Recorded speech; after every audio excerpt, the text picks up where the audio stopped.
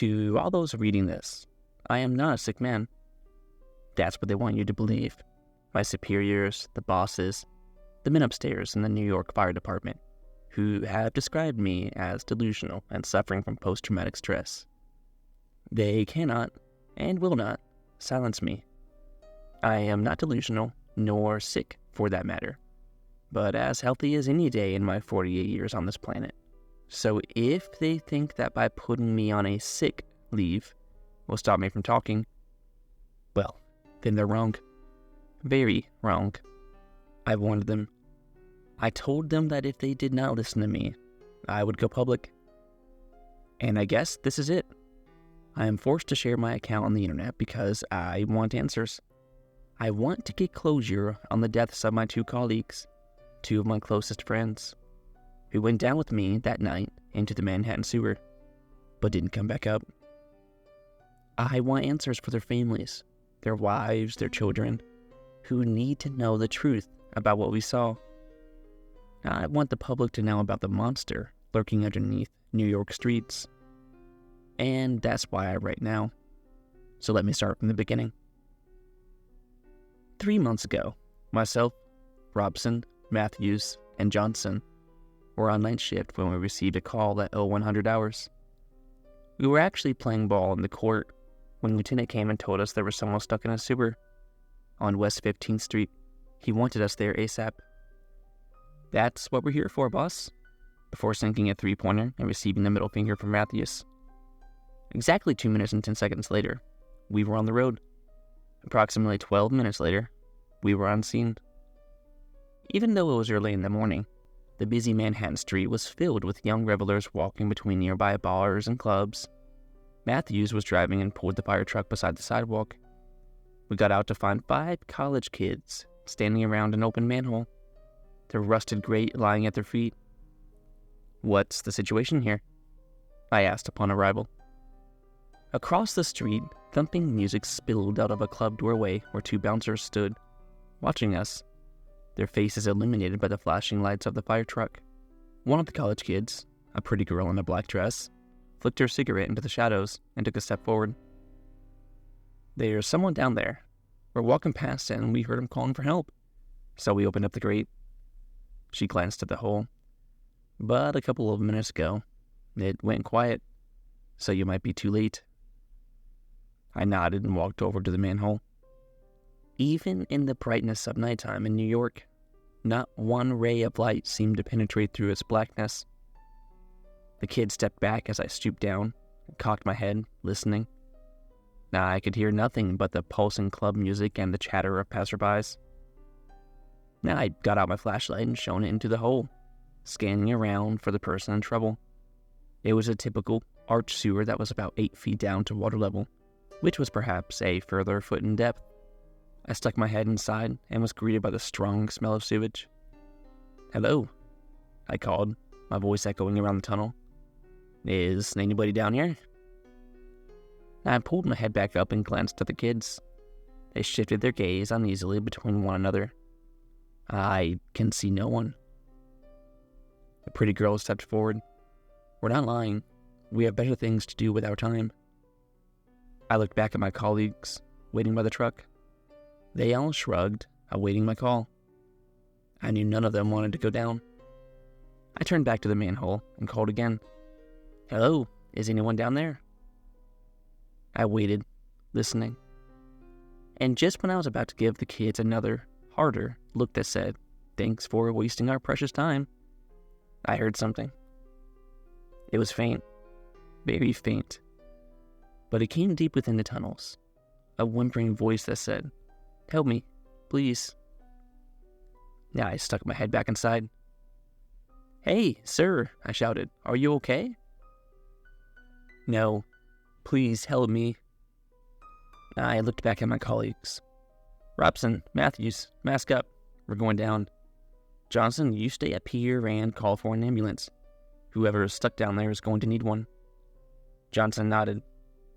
He didn't know it at the time, but he was one lucky bastard. The other 2 would never resurface from that hole. Now, before we proceed with the story, I want to tell you a little bit about New York's sewer system. It dates back to the mid-19th century and is over 6,500 miles in length, which is approximately the distance between Central Park to Alaska and back. Quite a distance, right? Well, let me tell you, in my 25 years serving as a fireman, I've been called to 6 jobs involving the sewers. I've hated each one. You better believe that underneath our feet is a whole other world, a dark world, you might say, filled with rats, cockroaches, and an endless amount of secrets. 6 years ago in Harlem, we pulled an old man out of a sewer.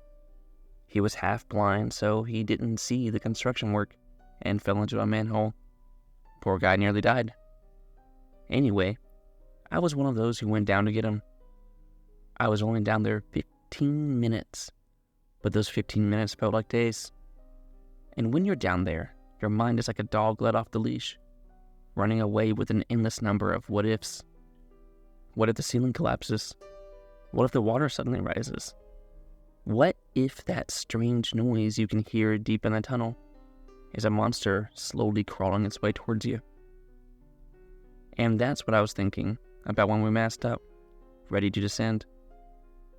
Other passerbys had stopped to join in the college kids, and now a whole congregation seemed to be watching in the street, like a morbid sending-off party. It came with a job. Most people carried on walking when the police were involved, or, out of politeness, for the ambulance crews. Before the fire service, people thought it was a free ticket to the circus. Hey, let's watch Johnny disappear down a black hole. $10 says he never makes it back up. I was the first into the sewer. The water level turned out to be much higher than I had predicted, and came up to my knees, something I wasn't too pleased about. Floating in the slimy gruel were condoms and Mr. Newman's recently flushed excrement from apartment 6, 2 blocks down. The smell was also much stronger down here. Robson and Matthews followed me soon after, their muttering and cursing amplified by the brick walls. Puts you off your midnight snacks being down here, don't it, boys? I joked as we waded towards the bend. He's just around the corner. Or so I thought. We stood in a T-junction, scanning each direction to see if we could find anyone. It turned out there was only an endless tunnel stretching off into blackness. Do you hear that? Matthew said. Robson and I turned. Hear what? Exactly, Matthews replied. He shone his torch back towards the manhole where we had descended. You can't hear anything. What happened to the noise outside? We listened. He was right. You couldn't hear anything but our hoarse breathing underneath our mask. That was when the silence was broken by a splashing noise, as if someone or something was moving down there in the darkness. We all jerked around and pointed our torches towards the sound. There was nothing but the rippling sewage water that was returning to stillness. What the fuck was that? Matthews asked, breathing hard. I don't know, I said, squinting. Hello? Is anyone down there? Matthews swore loudly. Fuck this. Let's get out of here. This place is giving me the creeps. Robson murmured in agreement. I was about to answer and give them the rant about saving lives when the splashing noise came again. Only this time it was louder and moving towards us. We all froze. There was something moving down there in the darkness, but it was difficult to make out what it was. But it had way too many arms and legs to be human. I cleared my throat, my heart pounding. Okay, let's get out of here. The next part, however, still puzzles me the most. We returned to find no manhole. The ceiling was bricked over like no entrance had ever existed. Where's it gone? Matthews shouted. He scrambled about the wall as we searched with our torches for the exit. It was right here. Calm down, I urged. It probably went further than you think. Don't worry. It will be here somewhere. But even as I said it, I felt a lurch of fear, and that splashing noise sounded again, closer, like it was turning the corner of the T-junction. Matthews shot me a disgusted look, but remained silent, and with no other option, We continued trudging onwards, keenly aware of that thing behind us. We never did find the manhole. It seemed to have vanished, disappeared into the brickwork, as if it never existed. What we did find, however, was a nearby doorway, and to spare you, the reader, the horrors of experience what I had to, I'll try to keep my description brief. Think of it as an underground operating theater, because that's what we found when we opened the creaking wooden door set into the wall of the sewer. It was a medium-sized chamber, and in the center of the room was an operating table, its surface stained with dried blood. Nearby, on a bench, lay surgical equipment, scalpels, scissors, and syringes. The walls were adorned with shelves, filled with large jars and containers, each holding human organs or deformed body parts. But that's not the most sickening part of the room. No, the worst part was the mutilated bodies, hanging like pig carcasses from chains on the ceiling. There were 8 of them, some with legs missing, other missing arms. Mostly their faces were intact though, frozen in expressions of grotesque horror and agony. We stood there in stunned silence, trying to comprehend the scene. 10 minutes earlier, we were descending into the darkness on our rescue mission, and now we were witness to multiple homicides. Or perhaps some twisted experiments gone wrong. Panic began to set in, and Matthews, who had been on edge since we first entered the sewer, seemed on the verge of losing control. "We need to get the hell out of here," he whispered. Robson dropped to his knees and began to vomit. I continued to scan the room until my eyes fell upon a dead body, slumped against the stone wall. The dead man was dressed in a white lab coat, and in one hand he held a revolver, which he had used to take his own life. In his other hand, there was a note. I carefully retrieved the note from his hand and began to read. "To the person reading this, beware the creature in the deep. I am Victor, and he is my Frankenstein." Matthews took the note from me and read it out loud. "I am Victor, and he is my Frankenstein," he muttered. "What is that supposed to mean?" "Victor Frankenstein," I answered glumly. "The doctor in Mary Shelley's book who creates a monster to cheat death. Maybe this person was conducting similar experiments." I looked at Robson, as if to validate my theory. He was deathly pale, and looked back at me blankly. Gen Z, I thought to myself. "And what about the creature in the deep?" Matthews asked. "Is that thing outside splashing around?" "How am I supposed to know?" I responded angrily. "All I know is that we need to get back to the surface level and call the cops to tell them about Ted Bundy's basement down here." "Easier said than done," Robson muttered. I sighed. "Well, unless you two want to stay here and wait for Scooby-Doo to turn up, I suggest we get the hell out." They both looked at the stone floor.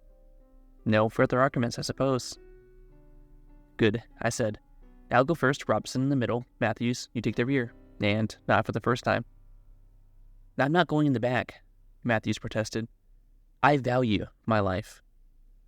"Fine," I shouted. "You go first and I'll go to the back. Solved?" It didn't really matter who went first, since we were all within 1 inch of each other as we left the room and headed back to the sewer. The silence was deafening, and as we waded through the murky water, I kept having images of a rotten hand grabbing my leg, dragging me below the surface. We weren't far out of the room when the splashing noises sounded ahead of us.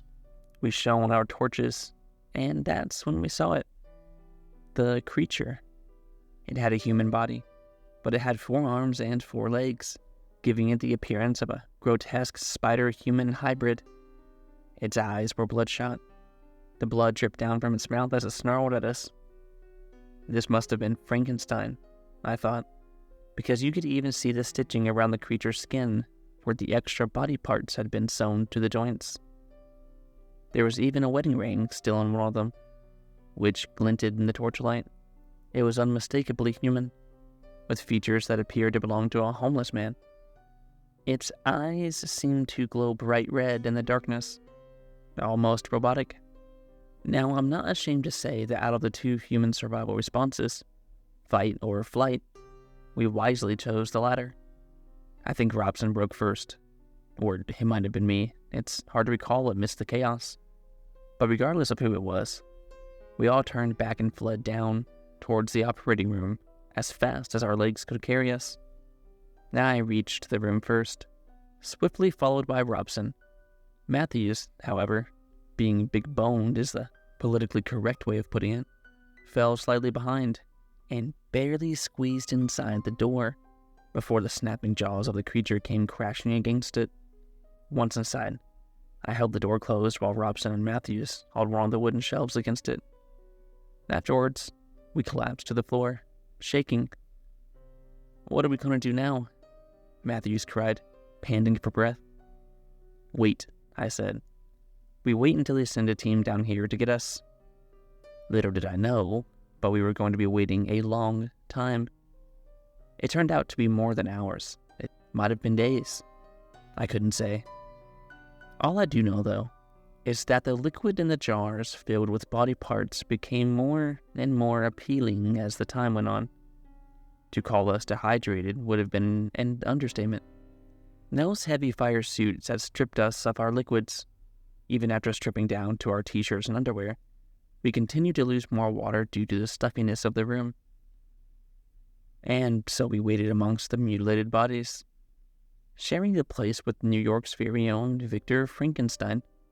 Though it must be pointed out, he looked as miserable as we were as we waited, praying that a rescue party would be sent down to save us.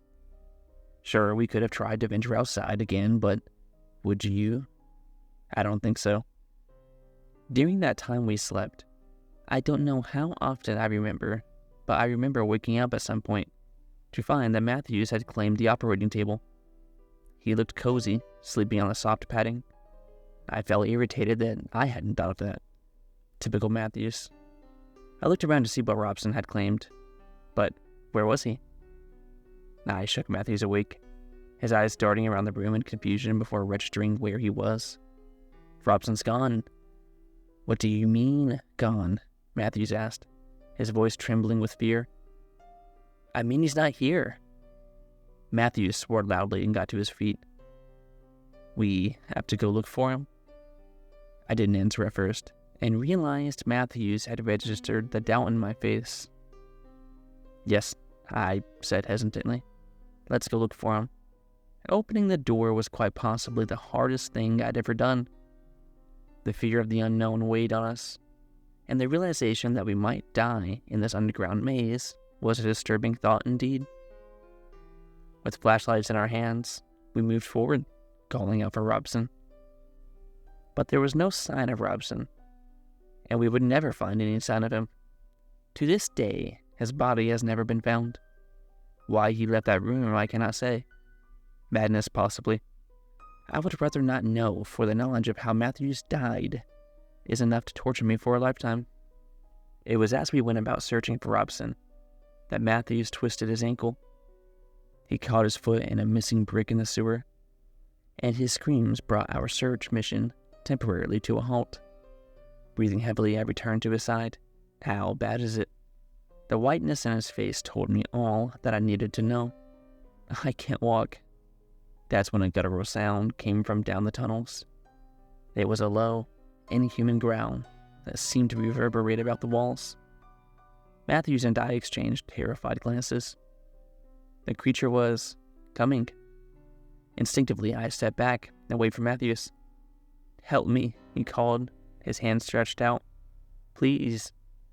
The growling got louder. Matthews' eyes bulged, his face gleaming with sweat. "Help me," he screamed. It was odd to hear a voice so desperate, so pleading. I was his friend, and he needed me like never before. But what did I do? I continued to inch backward. "Please," he sobbed, tears running down his face. "Don't leave me. Please think of my wife, my children." "I'm not leaving you," I tried to say, but I remained silent, backing away until he disappeared into the darkness. That's when I turned and bolted, listening to his terrifying pleas, calling my name over and over. For another minute, his voice echoed around the sewers, the last minute of his life. Then that being, that beast in the Manhattan sewers, took him.